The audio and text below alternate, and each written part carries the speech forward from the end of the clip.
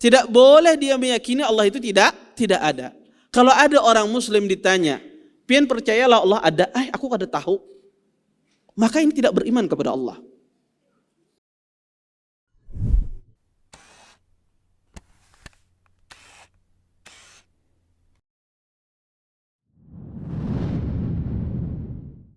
Assalamualaikum warahmatullahi wabarakatuh.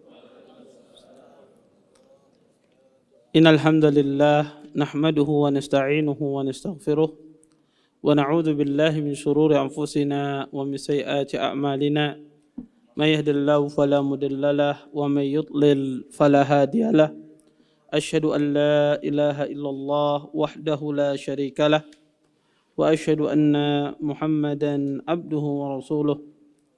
Fa inna asdaqal hadisi kitabullah wa khairul hadi Muhammadin sallallahu alaihi wasallam wa syarrul umuri muhdatsatuha wa kullu muhdatsatin fid din bid'ah wa kullu bid'atin dhalalah wa kullu dhalalatin finnar. Amma ba'. Bapak-bapak, ibu-ibu, ikhwan dan akhwat yang senantiasa dimuliakan oleh Allah Subhanahu wa taala. Alhamdulillah pada malam hari ini kita bisa berkumpul, bisa bertatap muka di salah satu tempat yang sangat mulia ini. Mudah-mudahan perkumpulan kita ini mendatangkan berkah di sisi Allah Subhanahu wa taala dan kita dapat mengambil manfaat dari apa yang akan disampaikan nantinya. Bapak, Ibu, ikhwan dan akhwat, kita lanjutkan kajian kita tentang kitab Ushul Salasah, ya, 3 landasan utama. Kalau pada pertemuan sebelumnya kita sudah menyelesaikan 2 muqaddimah Syekh Muhammad bin Abdul Wahhab. Kata kita, sebelum masuk pada pembahasan, kitab ini dimulai dengan dua muqaddimah dan 1 khatimah, yaitu 1 penutup. Muqaddimah yang pertama, beliau menjelaskan tentang apa? 4 hal. Tentang apa saja? Tentang ilmu, kemudian beramal, terus berdakwah, terus sabar. Ini muqaddimah yang pertama. Seorang harus memahami 4 hal ini. Kemudian muqaddimah yang kedua, apa kata beliau? Ada 3 permasalahan yang beliau jelaskan. Bahwasanya manusia ini diciptakan tidak sia-sia, diciptakan untuk beribadah. Kemudian muqaddimah yang kedua, poin kedua kata beliau, bahwasanya Allah Subhanahu wa taala tidak ridha untuk disekutukan. Poin yang ketiga apa? Beliau berbicara tentang masalah apa? Al-wala wal bara. Ya, ini poin yang muqaddimah yang kedua. Kemudian ditutup beliau berbicara tentang agama apa? Al-Hanifiyah. Ya, agama orang ya Al-Hanifiyah itu agama apa? Ya.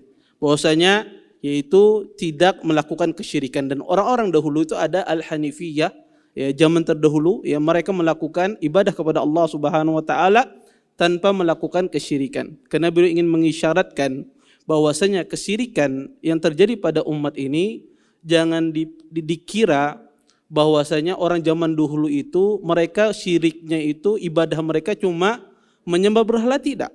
Orang zaman dahulu mereka juga berpuasa Asyura. Mereka puasanya untuk Allah. Mereka juga berhaji yang sebagaimana kita jelaskan. Mereka juga bersedekah sama seperti kita. Orang zaman dahulu bersedekah untuk Allah, berpuasa untuk Allah. Dan juga mereka melakukan banyak ibadah yang mereka lakukan. Tetapi apa kata kita? Tetapi mereka salah dalam menjadikan apa? Ketika mereka beribadah kepada Allah, menjadikan berhala-berhala tersebut sebagai wasitah, perantara mereka dengan Allah Subhanahu wa taala. Sehingga karena banyak orang mengira ibadahnya orang musyrik zaman dahulu itu hanya sujud kepada berhala, tidak. Ibadah mereka itu sama, banyak. Mereka berpuasa, puasa Asyura, mereka bersedekah, ya, mereka berhaji, kecuali kata saya orang Quraisy tidak mau pergi ke Arafah. Tetapi orang-orang Arab dahulu mereka melakukan agama Hanifiyah, agama Nabi Ibrahim alaihissalam. Tapi Allah katakan mereka musyrik. Kenapa? Karena mereka menjadikan perantara. Sehingga jangan kira kesalahan yang dulu itu ya berbeda dengan kesalahan ada yang pada zaman sekarang. Makanya saya ingin mengisyaratkan Al-Hanifiyah tentang masalah ini. Kemudian kita masuk kepada inti pembahasan. Kemudian Syekh melanjutkan fa idza qila laka, jika ditanyakan kepadamu, mal usulus tsalasah, apa itu 3 landasan utama? Allati yajibu 'alal insan ma'rifatuha, yang wajib bagi manusia untuk mengetahuinya. Di sini Syekh rahimahullahu taala memulai kitab beliau dengan cara dialog, dengan cara tanya jawab. Karena cara tanya jawab ini, dialog semacam ini biasanya lebih mengena, lebih diingat oleh orang. Dibandingkan hanya satu orang saja berbicara tanpa ada dialog. Maka cara dialog ini sangat bermanfaat. Orang yang teguring, ditakuni, terbangun. Orang yang tidak fokus ketika ditanya jadi fokus. Jangan-jangan aku ditunjuk sidin ditakuni. Maka dia berancang-ancang, bersiap otaknya untuk menerima apa yang akan disampaikan. Maka di sini Syekh memulai dengan cara berdialog. Apa itu, kata beliau, usul salasa? Apa itu landasan utama? Dikatakan usul. Usul itu jamak dari asal. Ma yubna alaihi ghairuh. Sesuatu yang dibangun di atasnya. Itu namanya asal, landasan. Dibangun di atasnya berbagai macam perkara. Kata beliau, apa itu 3 landasan utama yang harus kita diketahui oleh manusia? Dijawab oleh beliau, fakul, katakanlah. 3 landasan utama tersebut, yang pertama kata beliau, ma'rifatul abdi rabbah. Seorang hamba mengenal Tuhannya. Kemudian yang kedua kata beliau, wadinah, mengenal agamanya. Wa nabiyahu Muhammad sallallahu alaihi wasallam. Dan yang ketiga adalah dia mengenal Nabi Muhammad sallallahu alaihi wasallam. Maka ini kata beliau 3 landasan utama yang harus wajib diketahui oleh manusia. Kenapa? Karena Anda tidak mungkin bisa melaksanakan ibadah dengan cara yang benar, ibadah yang diminta oleh Allah Subhanahu wa taala, kecuali Anda melakukan 3 hal ini. Kenapa? Karena ketika kita beribadah, kita harus mengetahui siapa yang kita ibadahi, yaitu Allah Subhanahu wa taala. Ketika kita beribadah, kita harus mengetahui siapa yang menyampaikan ibadah ini, yaitu Nabi Muhammad sallallahu alaihi wasallam. Apa yang beliau suruh, apa yang beliau perintahkan, apa yang beliau larang, maka kita harus mengetahuinya. Maka tidak mungkin kita bisa beribadah tanpa mengetahui apa yang diperintahkan oleh Rasulullah, tanpa mengetahui apa yang diajarkan oleh Rasulullah, tidak mungkin kita bisa melaksanakan ibadah tersebut. Maka kita harus mengetahui Nabi Muhammad sallallahu alaihi wasallam.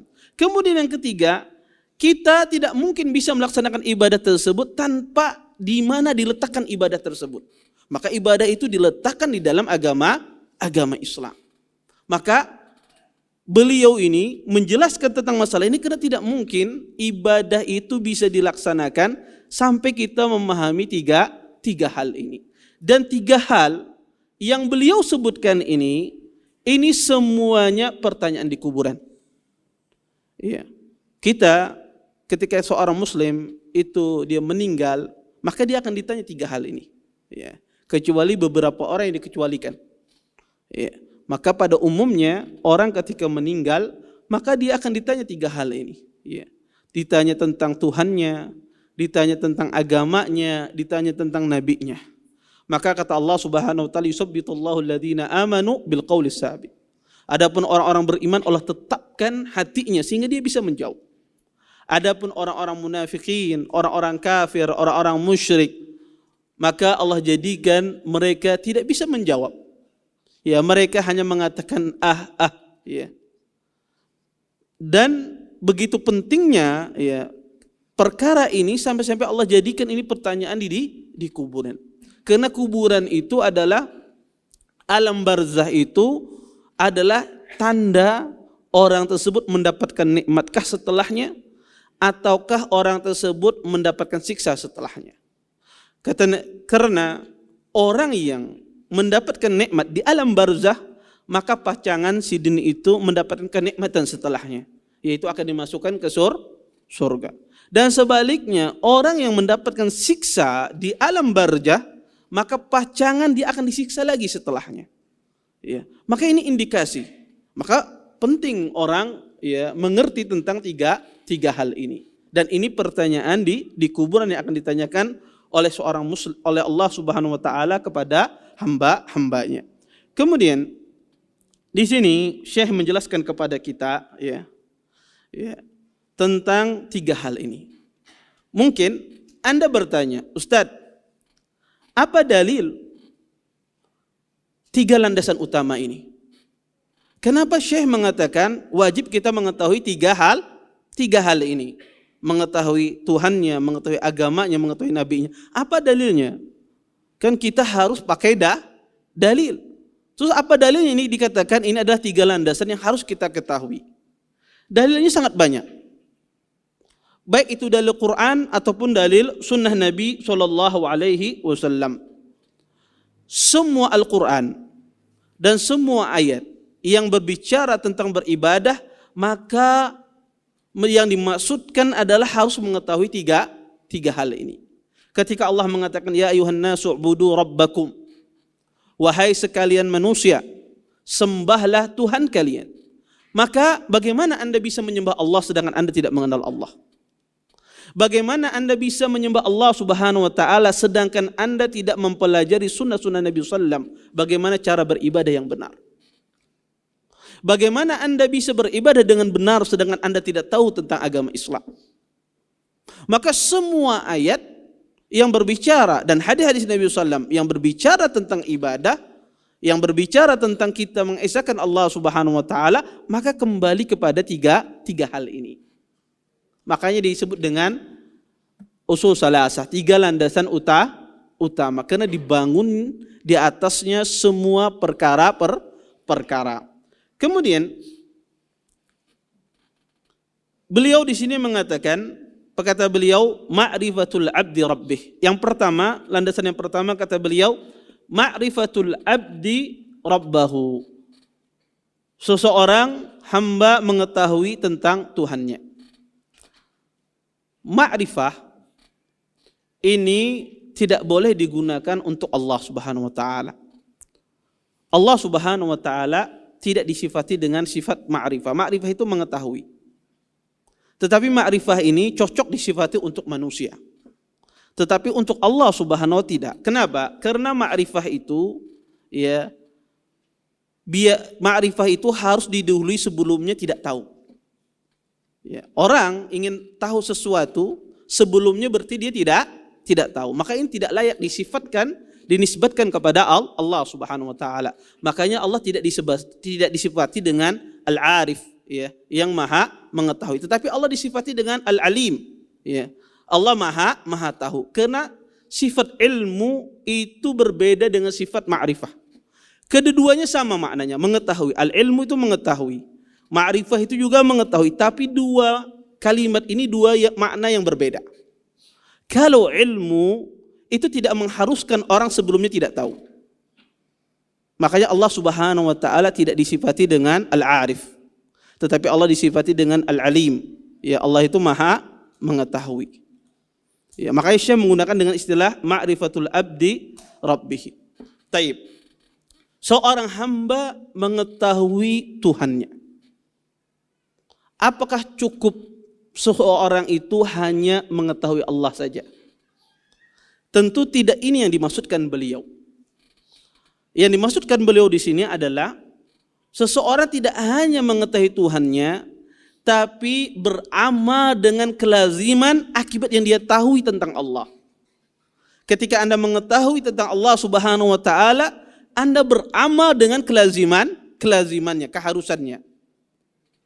Iblis laknatullah, orang yang paling mengenal Allah. Iblis orang yang paling mengenal Allah Subhanahu wa taala, tahu tentang Allah Subhanahu wa taala, tahu tentang kebesaran Allah Subhanahu wa taala. Tetapi dia tidak beramal dengan kelazimannya. Dia tidak tunduk terhadap perintah Allah Subhanahu wa taala. Maka ini masukkan di sini tidak hanya sekedar mengetahui, tetapi beramal dengan kelaziman akibat pengetahuan kita tentang adanya Allah Subhanahu wa taala. Dan seorang muslim harus dia wajib mengenal Allah. Apa yang harus dia ketahui? Dia harus mengetahui 4 hal. Ini harus dia mengetahui. Tidak boleh dia jahil, tidak mengerti tentang 4 hal ini. Maka kalau seandainya dia tidak mengerti tentang 4 hal ini, tidak dikatakan dia beriman kepada Allah. Apa 4 hal tersebut?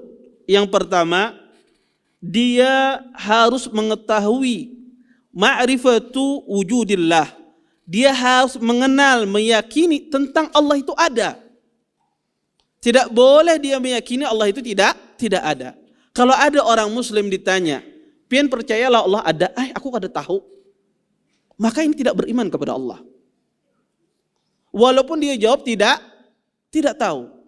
Maka seorang muslim tidak boleh dia ragu tentang adanya Allah Subhanahu wa taala, dan tidak boleh dibilang saya tidak tahu. Berarti orang tersebut tidak beriman kepada Allah.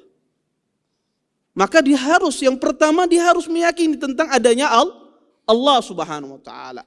Kemudian yang kedua, seseorang dikatakan dia wajib mengetahui tentang Allah ini. Yang kedua adalah dia mengetahui rububiyatillah. Meyakini tentang Allah itu memiliki sifat rububiyah.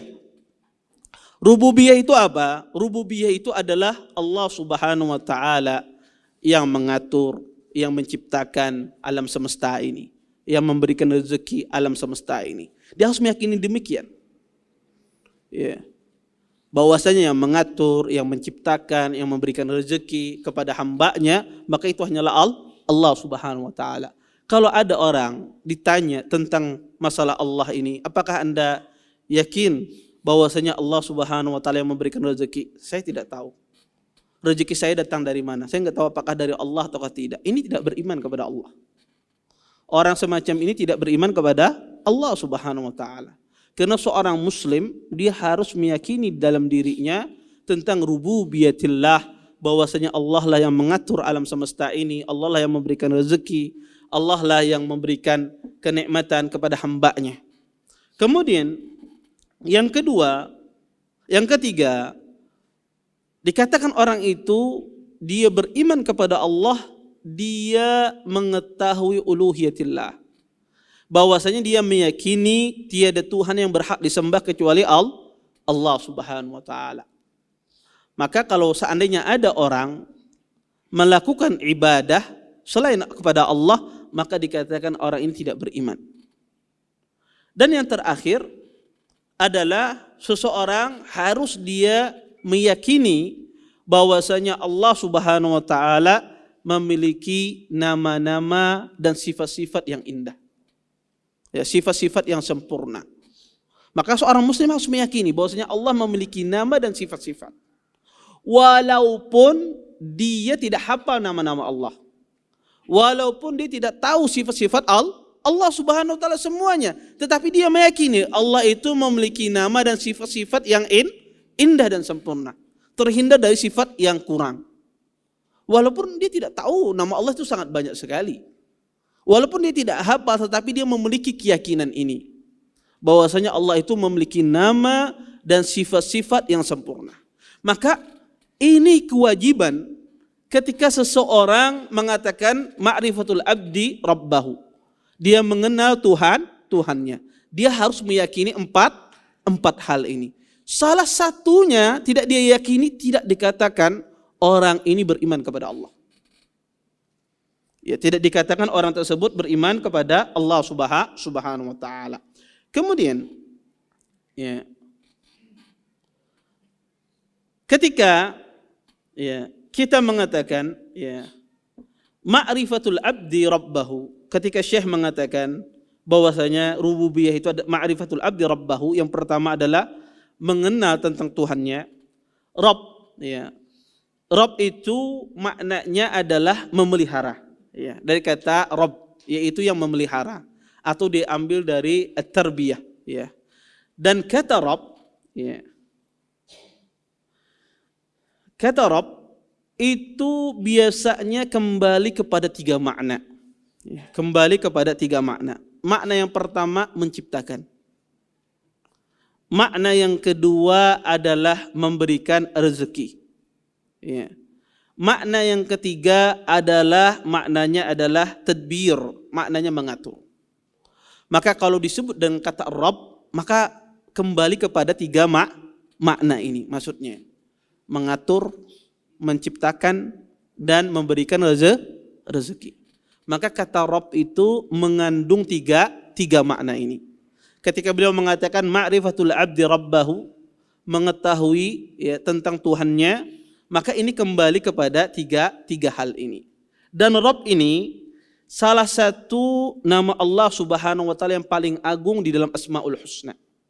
Di dalam Asmaul Husna ada 3 nama yang sangat agung. A'zamul asma. Ya, ada 3 nama Allah yang sangat agung di dalam Asmaul Husna. Yang pertama adalah nama Allah. Ini nama Allah yang paling agung. Yang kedua adalah Ar-Rabb. Ini makna nama yang paling agung. Kemudian yang ketiga adalah Ar-Rahman. Maka ini adalah 3 nama yang paling agung ya di antara nama-nama Allah Subhanahu wa taala. Kenapa kata para ulama? Karena 3 nama ini kembali kepada sifat keindahan, kembali kepada sifat kesempurnaan, kembali kepada sifat al-ihsan. Ya. Maka 3 nama ini sehingga dia dikatakan a'zamul asma. Ya, nama Allah yang paling agung di antara nama Asmaul Husna, 3 nama ini. Di antaranya Ar-Rabb, Allah, dan Ar-Rahman. Kemudian kata beliau, ya, fa idza qila laka, jika ditanya kepadamu, mar rabbuk, siapa Tuhanmu? Faqul, katakanlah, Rabbi Allah alladhi rabbani wa rabba jami'al alamin bi ni'amih wa huwa ma'budi laysa li ma'budun siwa wad dalil qawluhu ta'ala alhamdulillahi rabbil alamin. Kata beliau, jika kalian ditanya man rabbuk, siapa Tuhanmu, maka katakan Rabbi Allah, sesungguhnya Tuhanku adalah Allah Subhanahu wa taala yang memeliharaku dan memelihara semua alam bini'amihi, ya, dengan nikmat-nikmatnya. Wa huwa ma'budi, dialah sembahanku dan tidak ada sembahan selainnya. Adapun dalil tentang masalah ini adalah firman Allah Subhanahu wa taala, alhamdulillahi rabbil alamin. Segala puji bagi Allah, Tuhan semesta alam. Di sini saya ingin menjelaskan kepada kita tentang masalah bagaimana seorang hamba itu mengenal Tuhannya.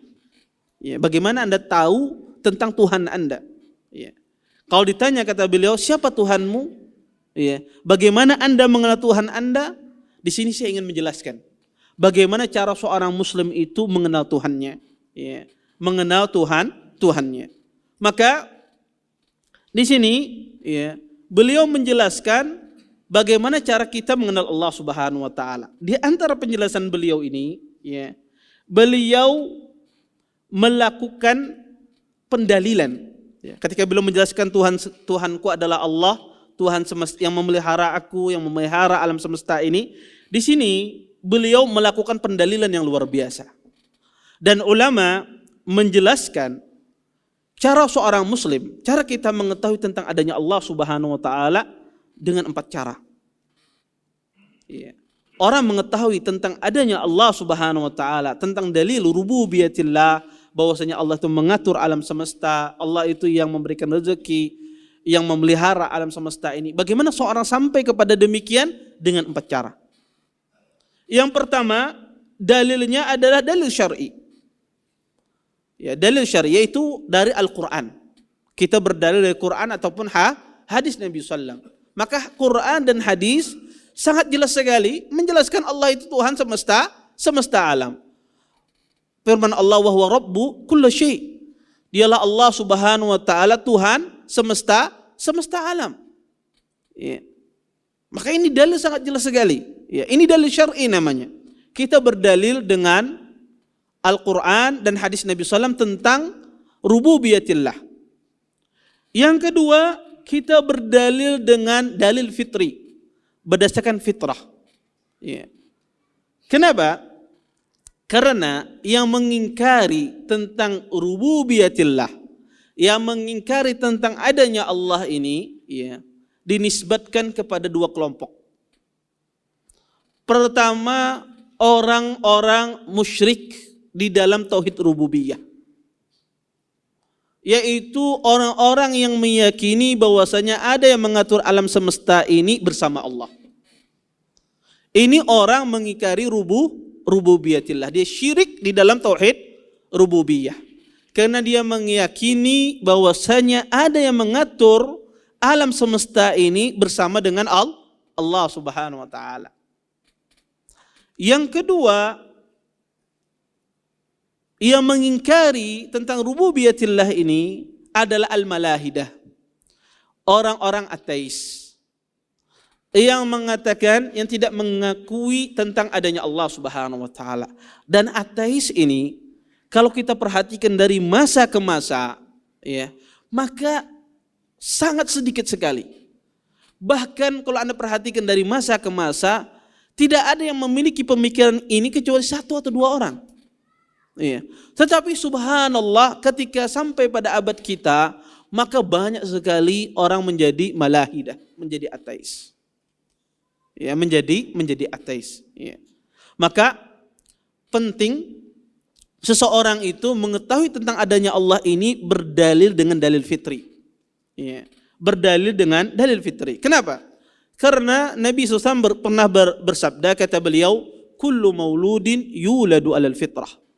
Sesungguhnya setiap anak yang lahir di muka bumi ini terlahir berdasarkan fitrahnya. Fa'abawahu yuhawidanihi au yunassiranihi au yumajjisanihi. Tetapi kedua orang tuanya lah yang menjadikan orang tersebut menjadi orang Yahudi, menjadikan anak tersebut menjadi anak Nasrani, atau menjadikan anak tersebut menjadi anak Majusi. Maka pada asalnya manusia itu terlahir berdasarkan fitrahnya. Maka dalil fitrah ini, ya, semua manusia kalau ditanya pada fitrahnya, bahkan dia akan mengatakan di dalam hatinya tentang adanya pencipta. Maka itu dalil fitrah. Anak kecil kalau Anda tapak dari belakang, ya, Anda pukul dari belakang, maka dengan fitrahnya dia akan mengatakan siapa yang memukulku. Ya, dia fitrahnya dia akan mengatakan, padahal tidak Anda ajari kata-kata tersebut. Ya, Anda coba aja anak kecil usia 3 tahun, belum Anda ajari tersebut, dia akan mengatakan, ya siapa yang mukul saya tadi? Ya. Karena fitrahnya akan mengatakan bahwasanya, ya, tidak mungkin saya terkena sesuatu, pasti ada yang memukul. Kalau anak kecil saja secara fitrah demikian, maka orang pun juga demikian. Ketika dia berhadapan dengan Allah Subhanahu wa taala, tidak mungkin dia mendapatkan rezeki kecuali ada yang memberikan rezeki. Tidak mungkin orang tersebut dihidupkan kecuali ada orang yang menghidupkannya. Tidak mungkin orang tersebut dimatikan kecuali ada yang mematikannya. Maka ini dalil fitrah. Dan dalil fitrah ini penting kita pahami. Kenapa? Karena kalau kita perhatikan tauhid di dalam Al-Quran, perintah tentang rububiyah ini, penjelasan Allah di dalam Al-Quran tentang masalah tauhid rububiyah ini sangat banyak. Sangat banyak. Dan tauhid rububiyah ini, ya, tidak perlu, ya, seseorang itu butuh dengan banyaknya penelitian dan seterusnya. Kenapa? Karena pada fitrah manusia sudah menerima. Dan yang mengingkarinya hanya sedikit. Tetapi pertanyaannya, kenapa kok Allah Subhanahu wa taala banyak sekali menjelaskan di dalam Al-Quran tentang masalah tauhid rububiyah ini, padahal yang mengingkarinya sedikit, ya, dan secara fitrah orang menerima. Tapi kenapa Allah jelaskan begitu banyak di dalam Al-Quran? Jawabannya adalah, pertama, semakin banyak dalil, semakin menjadikan orang tersebut menjadi tenang. semakin banyak dalil yang disebutkan menjadikan hati manusia itu menjadi tenang tentang adanya Allah Subhanahu wa taala. Maka pian kalau menjelaskan lawan orang, ya, pian jelaskan ya, Ustaz, ini apa hukumnya? Kada boleh, dalilnya apa? Ada 100 dalil dalam masalah ini. Mantap dia orang. Ya, luar biasa Ustaznya. Tapi kalau seandainya antum jelaskan apa dalilnya Ustaz? Nas tumat lagi kena ana lihat dulu. Anak kada ingat hadisnya ini. Orang ragu-ragu. Tapi ketika disebutkan dengan dalil yang begitu banyak, tambah tenang orang. Walaupun manusia itu bermacam-macam tentang masalah hidayah ini. Kadang orang itu dijelaskan dengan yang benar, tidak butuh lihat dalil. Dijelaskan saja sudah cukup. Bahkan melihat ustadznya aja sudah cukup menerima udah. Ya. Tidak perlu lihat dalil. Macam-macam manusia ketika menerima hidayah. Ada orang 100 dalil dijelaskan hanya si dia menerima. Tetapi semakin banyak dalil dijelaskan, semakin orang itu bertambah tenang. Makanya itu di antara Syekh Islam Ibnu Taimiyah, di antara metode beliau ketika membantah itu enggak tanggung-tanggung. Ini perkataan ini batil dari 20 sisi. Perkataan ini batil dari 50 sisi, enggak tanggung-tanggung. Ya. Kenapa setiap orang membaca ya dalil yang begitu banyak akan bertambah tenang hati seseorang. Makanya Allah Subhanahu wa taala menyebutkan dalil yang begitu banyak tentang tauhid rububiyah ini. Yang kedua, kenapa banyak tauhid rububiyah ini? Sebagaimana yang ulun singgung tadi, tauhid rububiyah ini di antara bentuk dalilnya adalah dengan dalil fitrah. Dan fitrah manusia banyak dirusak. Dirusak dengan apa? Dirusak dengan syubhat. Asalnya orang itu ya, hatinya tulus, hatinya bagus, ya, putih hatinya, salim, selamat hatinya. Tetapi ketika begitu banyaknya syubhat yang beredar, ya, yang berada dia baca, dia dengar, dia lihat, ya, dia berteman, akhirnya fitrahnya rusak. Sehingga di dalam hatinya ini banyak syubhat yang beraneka ragam. Ketika dalil itu banyak, maka dalil ini bisa memecahkan setiap syubhat yang beraneka ragam tersebut. Ya. Dan ini hikmatullah, ya, hikmah Allah Subhanahu wa taala. Ya, zaman dulu sedikit orang mengingkari tauhid rububiyah. Sedikit orang-orang ateis. Pada zaman sekarang ini banyak sekali orang ateis dengan beraneka ragam syubhat. Maka hampir dipastikan kalau Anda lihat ya film-film ya orang-orang barat dan semisalnya, kecuali di situ ada muatan ateis, entah itu bentuknya lambang, entah itu bentuknya apa. Ya.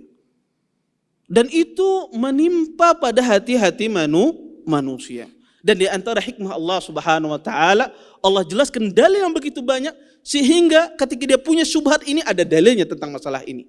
Ketika dia berkaitan tentang syubhat ini berkaitan fitrah, ada dalilnya yang membantah tentang masalah ini. Maka ini hikmah kenapa Allah Subhanahu wa taala menyebutkan begitu banyak dalil tentang berkaitan tentang tauhid rububiyah. Karena banyaknya fitrah manusia dirusak dengan begitu banyaknya syubhat. Ya. Kemudian dalil yang ketiga kata kita bahwasanya dalil ya tentang rububiyatillah ini selain dalil syar'i, dalil akli adalah dalil akli ya, selain dalil syar'i, dalil fitrah ada dalil akli. Dalil akli itu ada dalil akal ya. Bahwasanya akal ya menjelaskan kepada kita tentang adanya Allah Subhanahu wa taala. Dan ini Allah jelaskan di dalam Al-Qur'an. Allah berfirman dalam Al-Qur'an, "Am khuliqu min ghairi syai'in am humul khaliqun." Allah mengasihkan permisalan akliyah, permisalan akal di dalam ayat ini. Kata Allah, "Am khuliqu min ghairi syai'in." Apakah manusia itu diciptakan dari sesuatu yang tidak ada? Ataukah mereka yang menciptakan? Sekarang Allah Subhanahu wa taala mengasih permisalan-permisalan, kemungkinan-kemungkinan. Kata Allah, ya. Allah sekarang menjelaskan dengan cara akal. Kalau seandainya ya manusia itu diciptakan ya menciptakan dari sesuatu yang tidak ada, maka kata Allah ini tidak mungkin. Karena sesuatu itu pasti harus ada yang menciptakannya. Karena tidak ada berarti sama sekali tidak ada wujudnya. Maka permisalan, kemungkinan yang pertama ini tertolak. Kata Allah, am khuliqu min ghairi syai'in. Kemudian Allah bertanya lagi, kalau kalian diciptakan bukan dari sesuatu yang tidak ada, tinggal kemungkinan kedua kata Allah. Am humul khaliqun? Ataukah kalian yang menciptakan diri sendiri? Bagaimana mungkin orang itu bisa menciptakan dirinya sendiri sedangkan dia adalah makhluk? Bagaimana mungkin ya, meja ini bisa tercipta sendiri sedangkan dia adalah makhluk? Enggak mungkin dia bisa menciptakan dirinya sendiri. Tinggal apa? Tinggal kemungkinan ketiga, yaitu kalian wajibnya beriman adanya sang pencipta. Dan ini dalil akal yang Allah gunakan. Ya, di dalam Al-Quran tentang rububiyatillah, tentang adanya Allah subhanahu wa ta'ala. Makanya orang Arab dahulu, ya, orang Arab Badui dahulu ketika ditanya tentang Allah subhanahu wa ta'ala, ditanya, kaifa arabta rabbak? Bagaimana engkau mengetahui tentang Tuhanmu? Apa yang dijawab oleh orang Badui? Dengan jawaban akliyah, jawaban akal. Kata mereka, al-ba'rah tadullu 'alal ba'ir. Sesungguhnya tahi onta menunjukkan di situ ada onta. Kadang mungkin ada tahi onta yang berhara ayam, kadang mungkin. Pasti menunjukkan ada di situ onta yang berhara tadi. Warraus yadullu 'alal hamir. Sesungguhnya kotoran keledai menunjukkan di situ ada keledai. Kemudian kata orang Arab itu was-sama'u jatu abrat. Dan sesungguhnya langit-langit yang berbintang menunjukkan ada Tuhan yang menciptakan ini. Ya. Ini adalah dalil, dia berdalil dengan dalil akal. Makanya pernah suatu hari Imam Abu Hanifah rahimahullahu ta'ala ditantang debat oleh orang-orang Ad-Dahriyah. Orang-orang Dahriyah ini adalah orang-orang yang mengingkari tentang adanya Allah subhanahu wa ta'ala. Beliau ditantang debat. Kemudian Imam Abu Hanifah pun diladeni sama beliau. Kemudian ketika mau berdebat, kata Imam Abu Hanifah, sebentar dulu, saya ingin ceritakan kepada kalian sebuah cerita. Kata orang, kita debat, nak, dengerin cerita saya dulu, baru setelah ini kita berdebat. Kemudian dijelaskan oleh Abu Hanifah, ya, ada sebuah kapal, kata beliau, ya, singgah di sebuah dermaga. Kemudian kapal tersebut memiliki muatan barang dan kapal itu sendiri menurunkan barang-barang tersebut. Kemudian pindah lagi ke dermaga yang lain, kemudian dia menurunkan barang-barang tersebut tanpa ada yang mengemudikan. Dan dia menurunkan barang itu sendiri di dermaga tersebut. Kata orang, ini tidak mungkin, ini mustahil, kata orang Dahriyah ini. Ya. Ini adalah khayal, ini dongeng. Ya. Tidak mungkin dia bisa berpindah dari satu tempat menurunkan barang-barang yang ada semua di dalam muatan tersebut di dermaga, kemudian berlayar lagi, pindah lagi ke dermaga yang lain menurunkan barang-barang yang berbeda. Tidak mungkin kecuali ada yang mengemudikan. Kata Abu Hanifah, kalau kapal saja kalian mengingkari makhluk yang kecil, bagaimana kalian mengingkari tentang langit dan bumi ini tidak ada penciptanya? Ya. Bagaimana Allah mengatur siang dan malam, mengatur matahari dan bulan? Ya. Mengatur manusia, mengatur tumbuhan. Ya. Bagaimana kalian mengatakan tidak ada pencipta di sini? Sedangkan kapal saja kalian mengingkari. Kenapa kalian mengingkari tentang adanya Allah Subhanahu wa taala? Maka dalil akal itu menjelaskan tentang adanya Allah Subhanahu wa taala. Kemudian dalil yang keempat digunakan para ulama tentang berdalil tentang adanya Allah rububiyatillah adalah berdalil dengan dalilul hissi.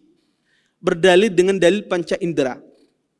Ya, dalilul hissi ini, berdalil dengan panca indera ini bisa seorang itu berdalil dengan banyak hal. Pertama, berdalil dengan mukjizat yang Allah berikan kepada para nabi-nabi. Ya, kita lihat bagaimana Nabi Saleh mukjizatnya dikasih onta. Ya, Nabi Musa dikasih tongkat, ya, yang bisa berubah menjadi ular. Maka ini menunjukkan ada yang memberikan mukjizat tersebut. Yang mana mukjizat tersebut di luar kebiasaan manusia. Maka ini ada dalil hissi tentang adanya pencipta. Atau seseorang berdalil dengan bahwasanya adanya yang mengabulkan doa seorang hamba. Dan itu kita dapati ketika seorang itu berdoa, dia dapatkan doanya dikabulkan. Dia dapatkan permintaannya dikabulkan oleh Allah Subhanahu wa taala. Maka ini adalah disebut dengan dalilul hissi, dalil dengan panca indera tentang adanya Allah Subhanahu wa taala. Maka Ahlus Sunnah wal Jamaah ketika mereka berdalil tentang adanya Allah, tentang rububiyatillah, mereka berdalil dengan 4 ini. Entah itu dengan dalil syar'i, dalil Al-Quran dan hadis, ataukah mereka berdalil dengan dalil fitrah, ataukah mereka berdalil dengan dalil akal, ataukah mereka berdalil dengan dalil hissi, atau berdalil dengan dalil panca indera. Kemudian, ya, ini berkaitan dengan rububiyatillah. Kemudian, setiap tauhid rububiyah ini pasti, ya, membawa seseorang kepada tauhid uluhiyah. Kita teruskan sedikit. Kata beliau di sini, Tuhanku adalah Allah Subhanahu wa taala yang memeliharaku dan memelihara semua alam semesta ini bini'amihi, dengan nikmat-nikmatnya.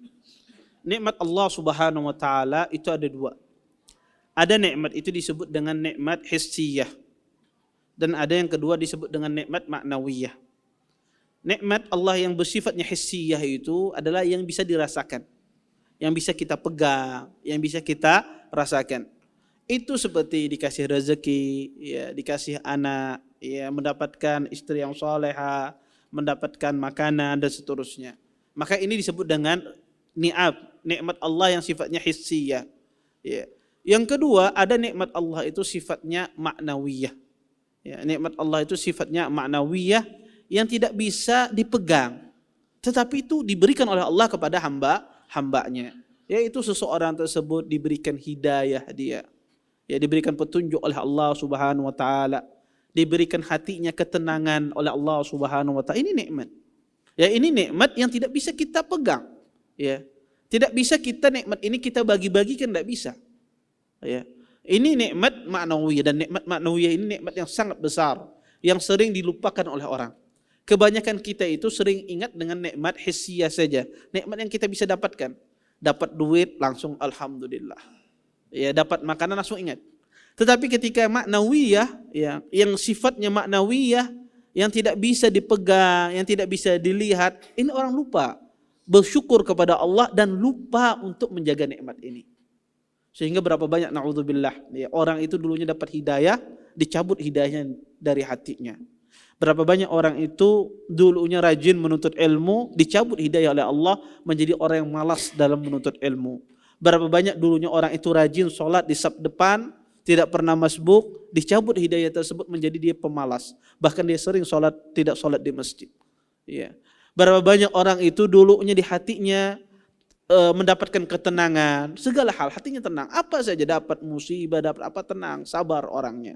Tetapi dicabut oleh Allah Subhanahu wa taala ketenangan tersebut, menjadi orang yang tidak sabar, menjadi orang yang tidak tenang dalam perkara. Ketika rezekinya lambat, dia tidak tenang, dia gelisah, seolah-olah dia tidak mendapatkan rezeki. Ya.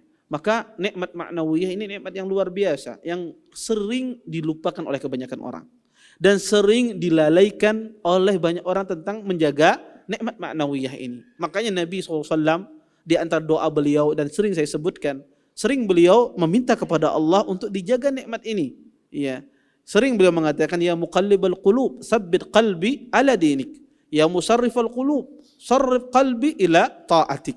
Kata Nabi SAW, wahai Tuhan yang memutarbalikkan hati, tetapkanlah hatiku di dalam agamamu. Wahai Tuhan yang memutarbalikkan hati, tetapkanlah hatiku di dalam ketaatan kepadamu. Palingkanlah hatiku ke dalam ketaatan kepadamu.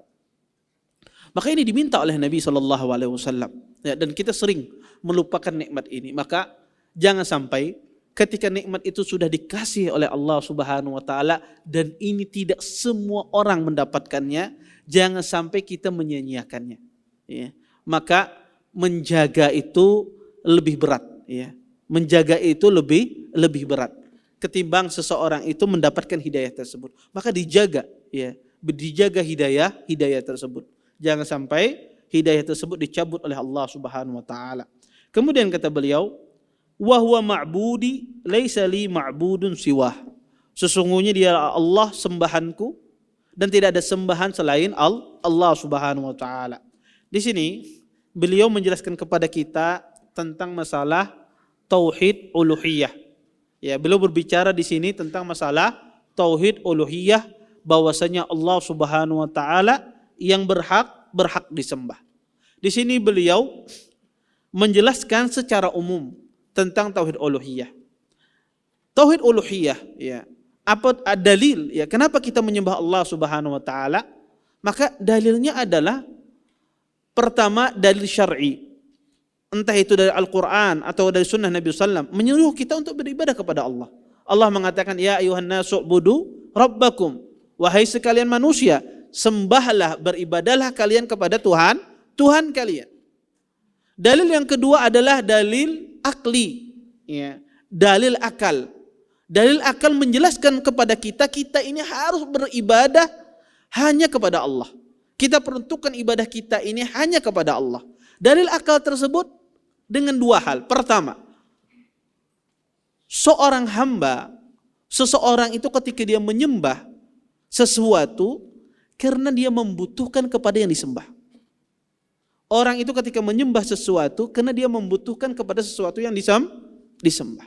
Kita menyembah Allah Subhanahu wa taala karena kita membutuhkan Allah Subhanahu wa taala dalam perkara dunia kita, dalam perkara akhirat kita, dalam perkara kebutuhan kita, maka kita menyembah Allah Subhanahu wa taala. Kemudian yang kedua, sesuatu yang disembah itu pastilah sesuatu yang sempurna. Tidak mungkin seseorang itu menyembah sesuatu yang tidak sempurna, yang memiliki kekurangan.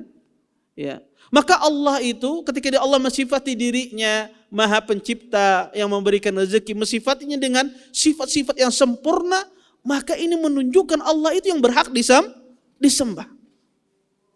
Ya. Makanya ketika Allah Subhanahu wa taala membantah sembahan-sembahan orang Nasara, Isa bin Maryam ketika dijadikan Tuhan, ketika Isa dan Maryam dijadikan Tuhan, apa kata Allah dalam Al-Quran? Allah sembah dengan menyebutkan sifat kekurangan yang dimiliki oleh Isa dan ibunya. Kata Allah, kana ya'kulani ta'am. Sesungguhnya Isa dan ibunya memakan makanan. Ya, memakan makanan, dan ini sifat kurang. Karena namanya orang butuh pada sesuatu menunjukkan orang itu memiliki kekurangan. Orang yang sempurna, orang yang tidak berhajat pada sesuatu. Kata Allah, kana ya'kulani ta'am. Sesungguhnya Isa itu dan ibunya, dia makan makanan. Dia berhajat kepada makanan, kenapa kalian sembah? Iya. Maka Allah Subhanahu wa taala menjelaskan secara akal bahwasanya ya, Tuhan yang disembah itu ada yang tidak memiliki kekurangan, memiliki sifat sempurna. Di antara salah satu sifat sempurna, dia tidak berhajat kepada makhluk yang lain. Maka di sini saya ingin menjelaskan hal tersebut. Ya. Kemudian kata beliau, ada pun dalil, ya, Allah Subhanahu wa taala itu, ya, Tuhan semesta alam, ya, adalah firman Allah dalam surah Al-Fatihah, alhamdulillahi rabbil alamin. Dan insya Allah nanti penjelasan surah Al-Fatihah ini kita akan jelaskan pada pertemuan berikutnya secara detail, ya, tentang makna al-alamin, ya, dan kemudian kita lanjutkan nanti pembahasan berikutnya. Baik, saya cukupkan dulu pada kajian kali ini sampai pada penjelasan tentang, ya, ma'rifatullah, ya, ma'rifatul abdi rabbahu, seorang hamba mengetahui tentang Tuhannya. Mungkin sisa waktu yang ada kita jawab beberapa pertanyaan. Baik. Ada yang bertanya kah?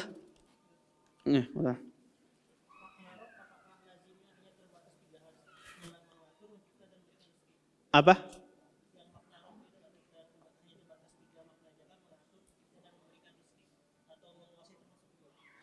Iya. Pertama, ya, makna Rabb itu secara asal maknanya kembali kepada tiga hal itu. Ya, tetapi sebagian ulama menjelaskan dengan makna yang lebih banyak lagi. Dengan makna Al-Malik juga, makna raja, makna juga dengan As-Sayyid, maknanya tuan, ya, makna juga Al-Mutasarrif, ya, yang mengatur alam semesta, menguasai. Maka banyak para ulama menafsirkan, tetapi secara asal hal tersebut tidak keluar dari tiga makna itu. Ya. Yang saya sebutkan raja dan seterusnya tidak akan keluar dari makna mengatur, karena raja itu pasti yang mengatur, ya, ya, yang memberikan rezeki, ya, kemudian yang yang memelihara, maka tidak akan keluar dari tiga makna ini, ya. Sebagian ulama meluaskan makna tersebut, tapi intinya kembali kepada tiga hal ini. Taib. Ustadz, ulun punya saudari perempuan dan dia murtad, naudzubillah. Lalu punya anak perempuan dan anak perempuannya seorang muslimah. Siapakah yang menjadi wali apabila anak tersebut mau nikah? Apakah saya paman bisa menjadi wali? Kalau pamannya dari pihak ayah, ya dari pihak ayahnya, maka bisa jadi wali. Tapi kalau pamannya ini dari pihak ibu tidak bisa. Kalau pamannya dari pihak ibu. Kita kalau pihak ibu tuh paman tuh apa bahasa Banjarnya? Paman juga. Pihak ayah bang? Paman. Kalau dalam bahasa Arab am. Kalau pihak ayah, kalau pihak ibu disebut dengan khal. Ya. Maka kalau pamannya dari pihak ibu tidak bisa jadi wali. Tapi kalau pamannya dari pihak ayah bisa jadi wali. Ya bisa jadi wali. Yang kedua, kalau saat ini dia punya saudara yang laki-laki dan muslim bisa jadi walinya. Tapi kalau seandainya tidak ada saudaranya, ayahnya juga bukan seorang yang muslim, kemudian maka yang menjadi walinya adalah hakim.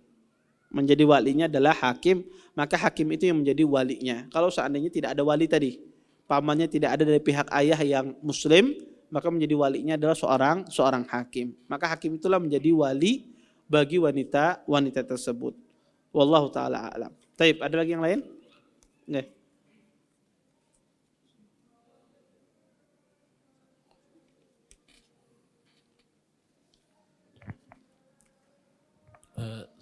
Kita lihat saudara-saudara kita muslim banyak sekali sekarang yang istighosah di kuburan, bahkan berdesak-desakan. Bahkan setelah kami, bahkan keluarga sebagian besar, keluarga kami dari istri, itu beristighosah. Setelah kami tanya-tanya ternyata beristighosah. Apa istighosah ini sama termasuk syirik besar seperti di surat Az-Zumar ayat 3 Ustaz?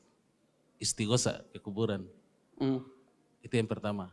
Yang kedua, materi yang minggu lalu, masalah orang kafir, misalnya sekarang kan kurban. Kalau kita punya berkurban terus bertetangga dengan orang kafir, apa bisa diberikan? Itu yang pertama. Yang kedua.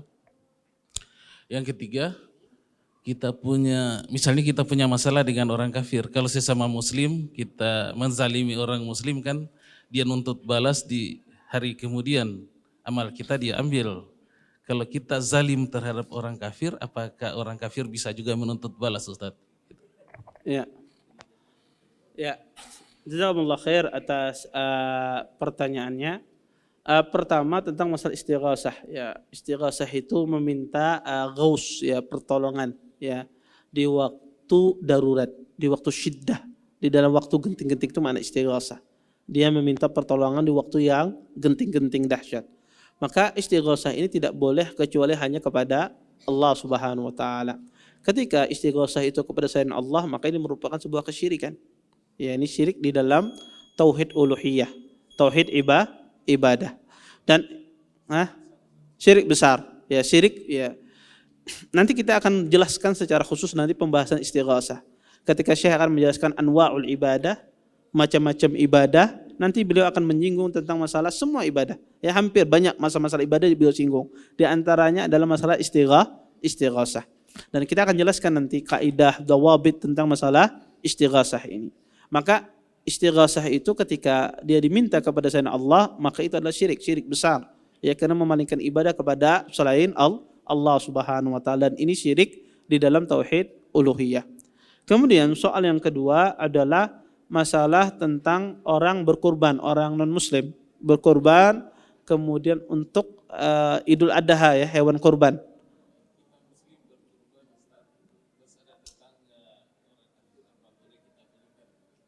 Berikan dagingnya.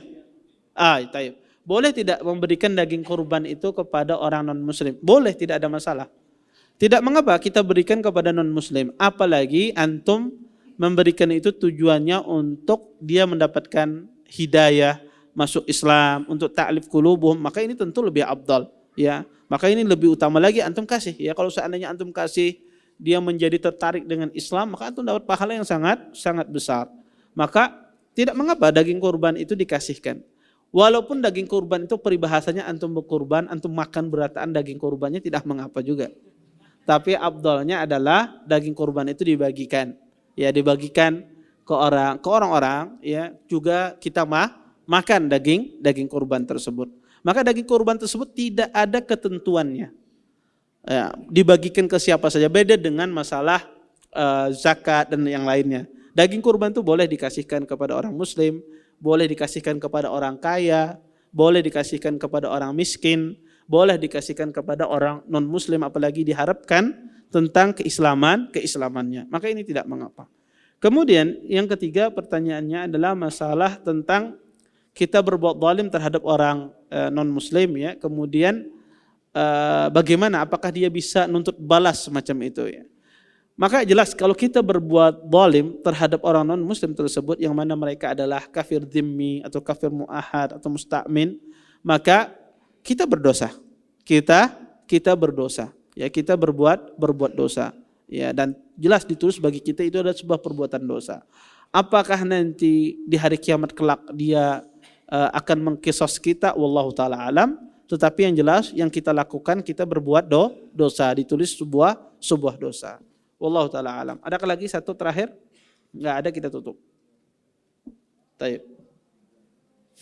Ya. Ulun kira cukup ya. Kita tutup dulu kafatul majlis. Subhanakallahumma bihamdika asyhadu an la ilaha illa anta astaghfiruka wa atubu ilaik. Assalamualaikum warahmatullahi wabarakatuh. Terima kasih. Jazakumullah khairan wa barakallahu fikum. Video ini dibuat atas partisipasi dari donasi Anda. Semoga menjadi amal jariah bagi Anda semuanya.